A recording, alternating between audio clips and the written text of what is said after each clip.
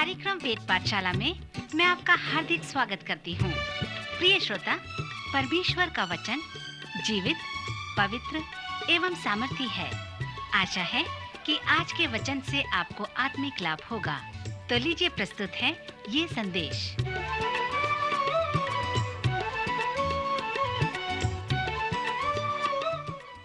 नमस्कार श्रोता मित्र, वेद पाठशाला की अगली कक्षा में आपका स्वागत है।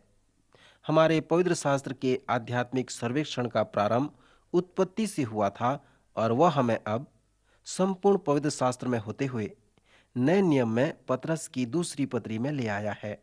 आज हम पतरस की इस दूसरी पत्री का सर्वेक्षण करेंगे। इस दूसरी पत्री का प्रारंभ इस प्रकार होता है। समौन पतरस की ओर से, जो यीशु मसीह का दास और प्रेरित है, उन लोगों के नाम जिन्होंने हमारे परमेश्वर और उद्धारकर्ता यीशु मसीह की धार्मिकता से हमारा सा बहुमूल्य विश्वास प्राप्त किया है।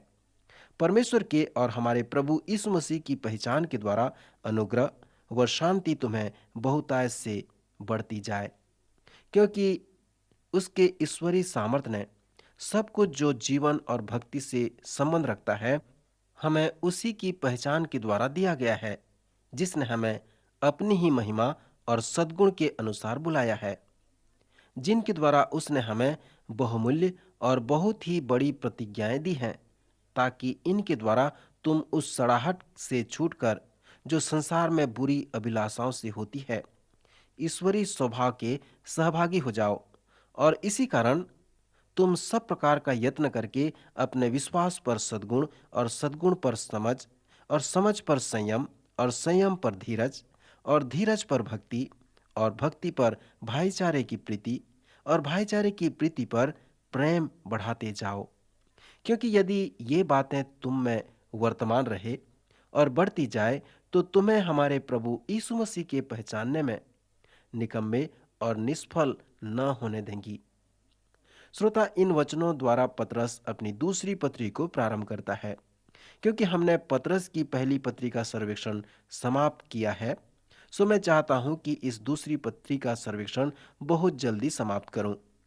इसे हम पतरस की दूसरी पत्री कहते हैं। यह दूसरे तीमुथियुस के जैसा राजनीतिक संकट में समय में लिखा गया है। पौलुस ने जिस समय तीमुथियुस को दूसरी पत्री लिखा, वह जानता था कि वह मरने वाला है। पतरस ने भी इस पत्री को उस समय लिखा जब वह जानने लगा कि मैं मरने वाला हूं। प्रथम पत्री में जिस दुख व सताव के विषय में पतरस ने लिखा है, वह रोम शहर के लिए बहुत अधिक था और वह सताव संपूर्ण एशिया माइनर में फैला हुआ था। सो इस दूसरी पत्री में पतरस ने हमसे कहा है कि उसके इस निकटता के मृत्यु ने उसे उत्साहित किया, जिससे उसने इस पत्री को लिखा है। वह कहता है, इसलिए यद्यपि तुम ये बातें जानते हो और जो सत्य वचन तुम में मिला है उसमें बने रहते हो, तो भी मैं तुम्हें इन बातों की सुधि दिलाने को सर्वदा तैयार रहूंगा। और मैं यह अपने लिए उचित समझता हूं कि जब तक मैं इस डेरे में हूं, तब तक तुम्हें सुधि दिला दिलाकर उभारता रहूं, क्योंकि यह जानता हूं कि मसीह के वचन के अनुसार मेरे डेरे के गिराए जाने का समय शीघ्र आने वाला है। इसलिए मैं ऐसा यत्न करूंगा कि मेरे कुछ करने के बाद तुम इन सब बातों को उस समय स्मरण कर सको, जब तुम दुख सहो, जब तुम में सताव आए। डॉक्टर समुएल जॉनसन ने कहा है कि क्या यह उपयुक्त समझ नहीं कि मनुष्य को अधिक आदेश देने की अपेक्षा स्मरण दिलाया जाए। मैं सोचता हूं कि इसे एक अच्छा शिक्षक जानता है। दोहराना या पुनरावृत्ति करना शिक्षा का सार है। मैंने एक शिक्षक को इस प्रकार कहते हुए सुना कि यदि आप नहीं दोहराते तो आप पढ़ा नहीं पाएंगे। सो पतरस एक बुद्धिमान वृद्ध पास्टर है जो कहता है कि लोगों को आदेश देने की अपेक्षा स्मरण दिलाओ। इस पत्री को लिखते हुए जब वह अपनी प्रेरणा हमें बताता है कि वह अपना डेरा बहुत शीघ्र समेटने वाला है, वह अपनी देह को एक तरफ रखने वाला है, वह मरने वाला है, और प्रभु यीशु ने भी उसे दिखाया है कि वह मरने वाला है। क्या आप स्मरण करते हैं कि यीशु ने पतरस से यूहन्ना रचित सुसमाचार के अंतिम अध्याय में कहा कि वह मसीह के लिए कैसे मरेगा। वह जानता था कि उसके दिन गिने हुए हैं। सो ये वृद्ध पास्टर बहुत कुछ बातों को जानता था और उसे अपने हृदय से निकाल कर बताता है। वह उन्हें स्मरण दिलाता है। हमने कहा था कि जब हम पतरस की पत्री का सर्वेक्षण करेंगे तो पतरस के बेंजों में एक तार ऐसा लगता है कि वह पतरस का व्यक्तिगत परमेश्वर की पहचान है। ध्यान करें कि पतरस परमेश्वर को जानने के विषय में कैसे बातें करता है। प्रारंभिक पद जिसे हमने पढ़ा, पतरस उसमें कहता है कि परमेश्वर के और हमारे प्रभु यीशु मसीह की पहचान के द्वारा अनुग्रह व शांति तुम में बहुतायत से बढ़ती जाए। परमेश्वर व मसीह के पहचान में यह संभव है कि परमेश्वर मसीह को जाना जा सकता है और अनुग्रह व शांति में बढ़ सकते हैं। फिर उसने पहले अध्याय के 3 पद में यह भी कहा है कि उसके ईश्वरीय सामर्थ ने सब कुछ जो जीवित व भक्ति से संबंध रखता है हमें उसी की पहचान के द्वारा दिया है, जिसने हमें अपनी ही महिमा और सद्गुण के अनुसार बुलाया है। सो हम इसे कैसे लागू करें? यह पौलुस के कथनों के जैसा लगता है। पौलुस ने इफिसियों की पत्री उसके पहले अध्याय 3 में कहा है, हमारे प्रभु यीशु मसीह के परमेश्वर और पिता का धन्यवाद हो कि उसने हमें मसीह में स्वर्गीय स्थानों में सब प्रकार की आशीष दी है। फिर पौलुस ने हमें कहा कि वे आशीषें कहाँ हैं? वे आशीषें मसीह में स्वर्गीय स्थानों में हैं। यहाँ पर पतरस उसी प्रकार की बातें कहता है। वो कहता है कि ईश्वर ने हमें सब कुछ जो जीवन व भक्ति से संबंध रखता है हमें उसी प्रकार की पहचान के द्वारा दिया है। फिर वो कहता है कि उसने हमें अपनी ही महिमा और सद्गुण के अनुसार बुलाया है। फिर इस बात ने पतरस को इस कथन की ओर ले चलता है कि परमेश्वर ने हमें बहुमूल्य व बहुत ही बड़ी प्रतिज्ञाएं दी हैं ताकि हम ईश्वरीय स्वभाव के सहभागी हो जाएं। यह हमारे लिए संभव है कि हम ईश्वरीय स्वभाव में सहभागी हों। परमेश्वर के अनुग्रह को प्राप्त करना भी हमारे लिए संभव है।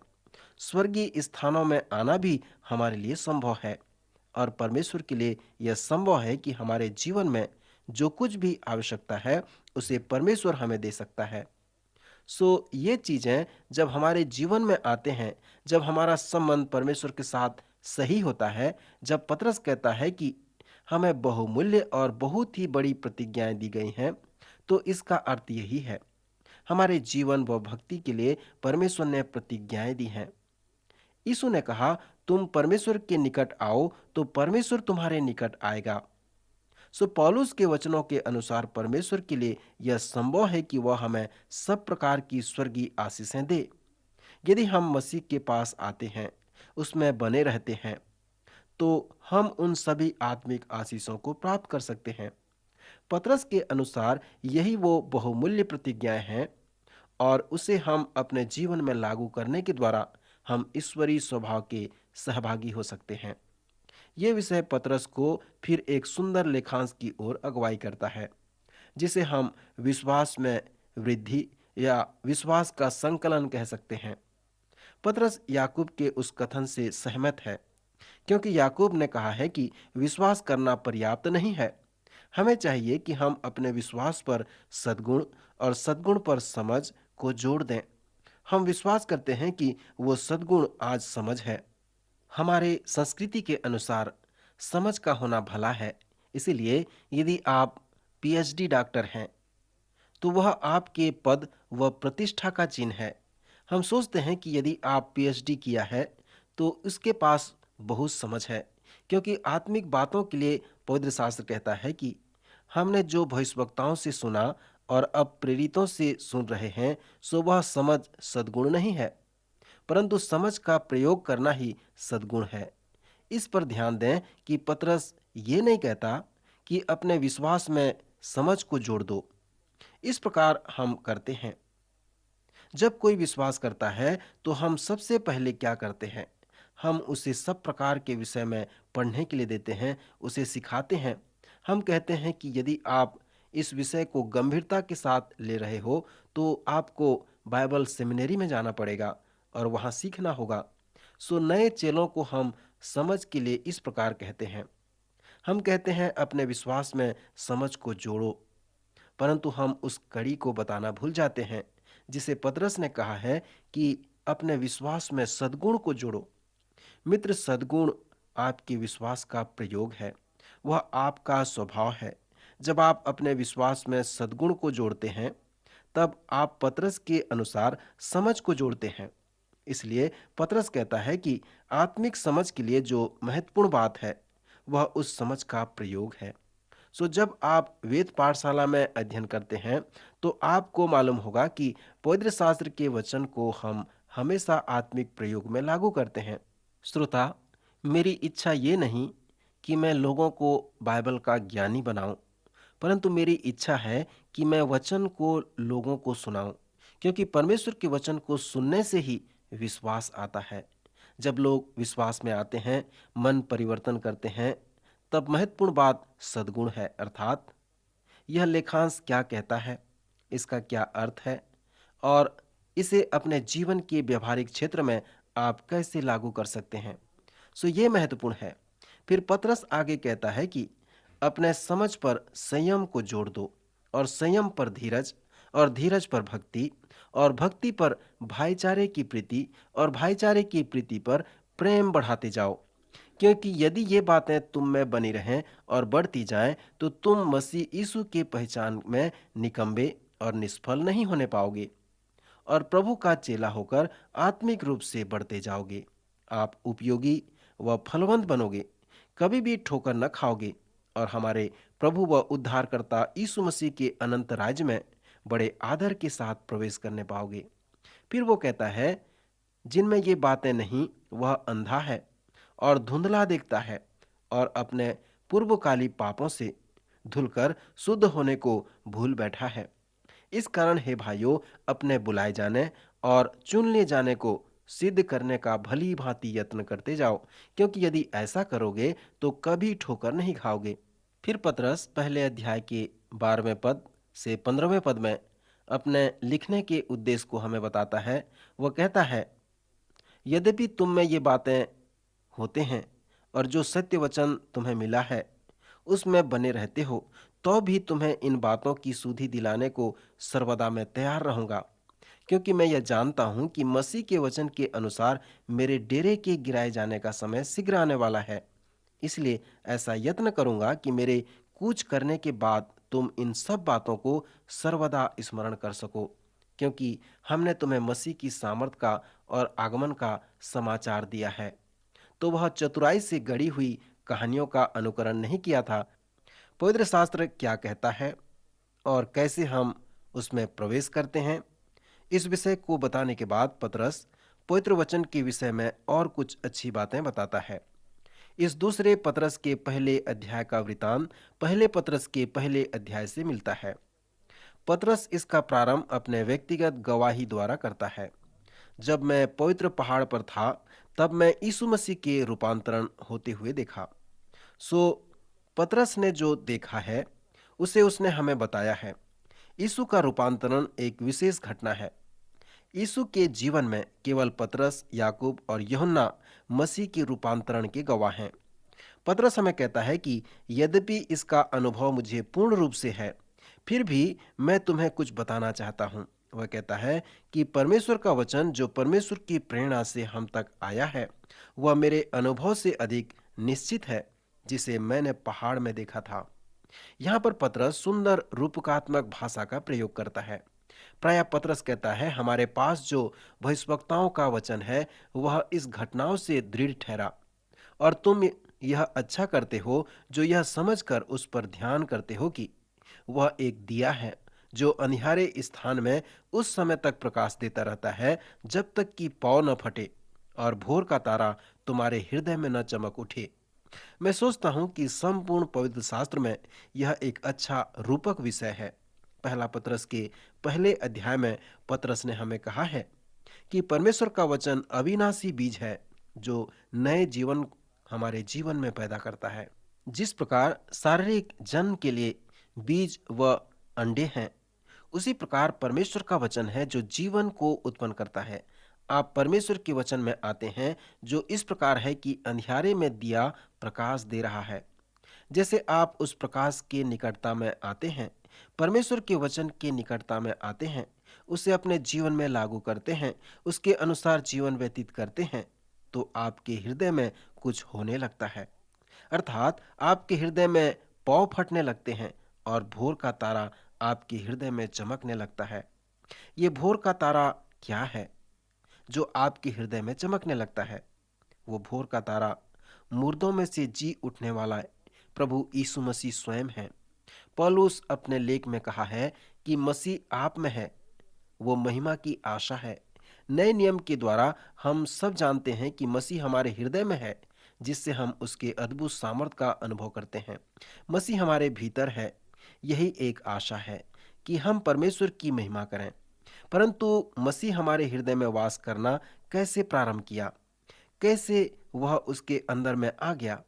मसीह को स्वीकार करने के विषय में हम महान बातों को बताते हैं। अर्थात अपना सर झुकाएं और मसीह से कहें कि वह आपके भीतर में आ जाए। क्या आप इस प्रकार का कोई पद मुझे बताएं जहां पर यीशु किसी से ऐसा कहा हो? क्या नए नियम के प्रेरितों ने मसीह को ग्रहण करने के लिए इस प्रकार के वचन को कहे हैं? प्रकाशित वाक्य उसके 3 अध्याय 20 पद में जो लिखा है, उसे हम तब देखेंगे जब हम इस पुस्तक में आएंगे। लौदीकिया की कलीसिया को पत्र लिख कर कहता है, और हमें भी कहा गया है कि मसीह हमारे हृदय के द्वार के पास खड़ा है और खटखटा रहा है। सो यदि हम उसकी आवाज को सुनते हैं और द्वार खोलकर उसको आने के लिए आमंत्रित करते हैं, तो वह हमारे भीतर आता है। परंतु ये उन लोगों को लिखा गया है जो मसीह के पीछे चलने वाले लोग हैं। वे लोग गुनगुने मसीही अनुयायी हैं। सो मसीह उनसे कहता है कि मुझे तुम्हारे जीवन के अर्थपूर्ण क्षेत्र में आने दो, ताकि मैं तुम्हारे साथ संगति कर सकूं। सो ये पद अविश्वासियों से नहीं कहा गया है कि कैसे मसीह को स्वीकार किया जाए। इस संबंध में अगला वचन, जिसे हम यूहन्ना रचित सुसमाचार के पहले अध्याय 12 से 13 पद में पाते हैं, जहां पर लिखा है, परंतु जितनों ने उसे ग्रहण किया, उसने उन्हें परमेश्वर की संतान होने का अधिकार दिया, अर्थात उन्हें जो उसके नाम पर विश्वास रखते हैं। यह पद भी अविश्वासियों के लिए वर्णन नहीं करता। यहाँ लेखांश हमसे कहता है कि मसीह के 3 वर्ष की सेवकाई के मध्य जब लोगों ने उस पर विश्वास किया, यीशु ने उन्हें परमेश्वर की संतान होने का अधिकार दिया। सो जब लोगों में ऐसा हुआ तो उनका नया जन्म हुआ। ये लेखांश इस प्रकार नहीं कह रहा है कि जब लोग यीशु के नाम पर विश्वास रखते हैं तो वे अपने सर को झुकाएं और मसीह से प्रार्थना करें कि वह उनके अंदर आ जाए। इस लेखांश के संदर्भ में हमें कहा गया है कि विश्वास शब्द में ग्रहण करने का शब्द समानार्थी या पर्यायवाची शब्द है। पतरस हमसे कहता है कि मसीह हम में जन्म लिया है। फिलिप ब्रोक ने अपने बड़े दिन के गीत में लिखा है, कितना शांत अद्भुत वरदान दिया गया है। स्वर्ग की आशीषों को परमेश्वर मनुष्य के हृदय में प्रदान किया है। कोई कान उसके आने को नहीं सुनता है, परंतु इस पापी संसार में नम्र हृदय वाला ही उसे ग्रहण कर सकेगा। हे बेतलहम का पवित्र बालक, हम प्रार्थना करते हैं, हम में उतर आ, हमारे पापों को धोकर हमें शुद्ध कर और हमारे भीतर प्रवेश कर। आज हमारे हृदय में जन्म ले। यह मसीह के लिए संभव है कि वह हम में आज जन्म ले। सो शायद पतरस इसी प्रकार से कहता है। वह लिखता है, परमेश्वर का वचन अंधेरे में चमकने वाले प्रकाश की तरह है, पर जैसे आप उस ज्योति में आते हैं, प्रकाश में आते हैं, तो आपको ये आपके हृदय में कुछ होने लगता है, पौ फटने लगता है और भोर का तारा आपके हृदय में चमकने लगता है। मसीह आप में जन्म लिया है। मैं विश्वास करता हूं कि पतरस यहाँ पर इसी प्रकार कह रहा है। जैसे हम पतरस की दूसरी पत्री के समापन में आएंगे तो इसका दूसरा अध्याय यहूदा की पत्री के जैसा है। सो इस दूसरे अध्याय में हम अधिक समय नहीं लेंगे।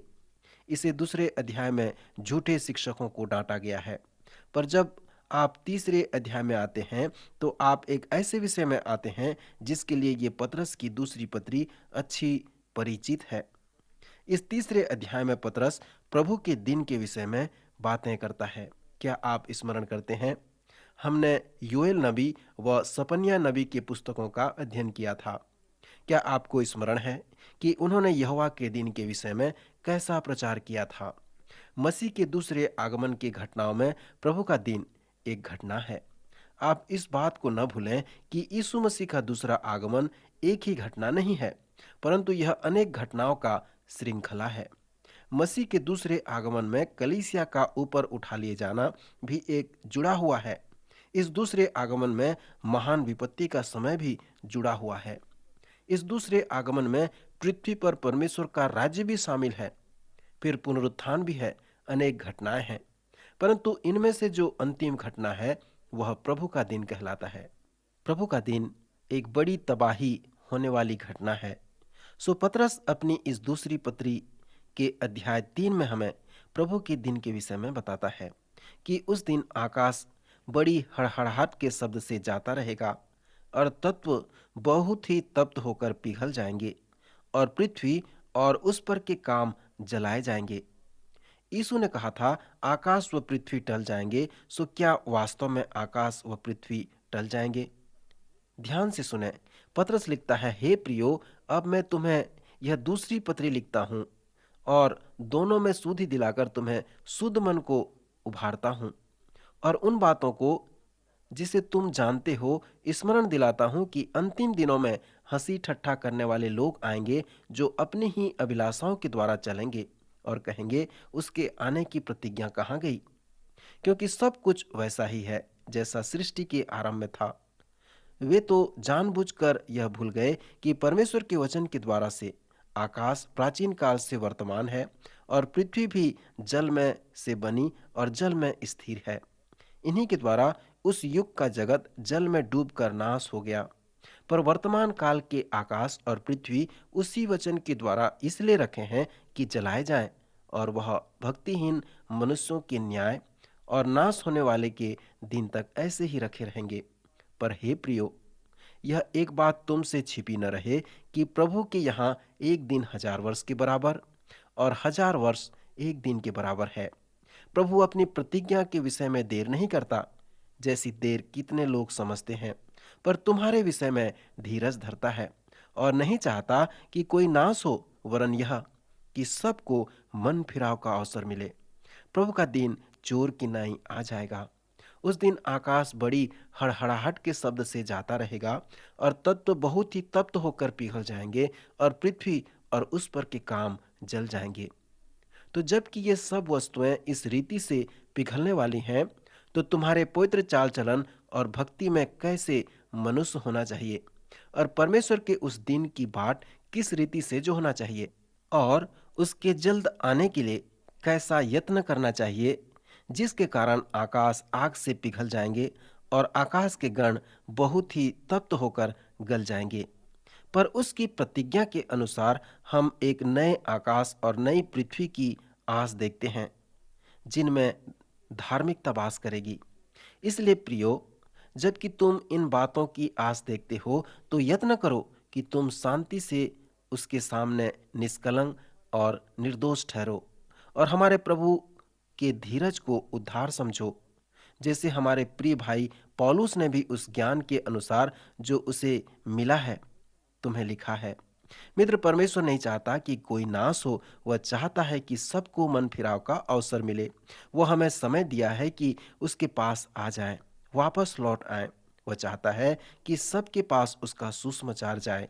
यीशु ने कहा, जब संपूर्ण जगत में सुसमाचार प्रचार हो जाएगा तब अंत आ जाएगा। पतरस कहता है कि एक कारण है जिसके लिए वह नहीं आ रहा है, वह उसका प्रेम है। वह मनुष्य प्राणी से प्रेम करता है। वह नहीं चाहता कि कोई भी नाश हो। वह हमें अवसर देता है। वह अधिक लोगों को बचाते हुए देखना चाहता है। 2 तीमुथियुस 3 अध्याय विस्मित करने वाला अध्याय है। इसमें प्रभु के दिन के विषय में लिखा है। यह मसीह का दूसरा आगमन है। सो इस परिप्रेक्ष्य में मैं आपको जो प्रश्न पूछना चाहता हूं कि जबकि मसीह का दूसरा आगमन होने वाला है, सो हमें कैसे मनुष्य होने चाहिए। परमेश्वर प्रेम से आपकी प्रतीक्षा कर रहा है कि आप उसके पास लौट आएं। कल के लिए आपके जीवन का कोई गारंटी नहीं है।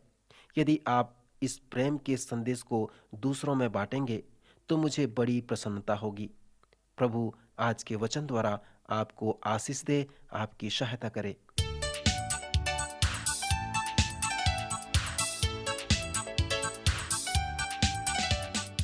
आज का कार्यक्रम सुनने के लिए हम आपको धन्यवाद देते हैं।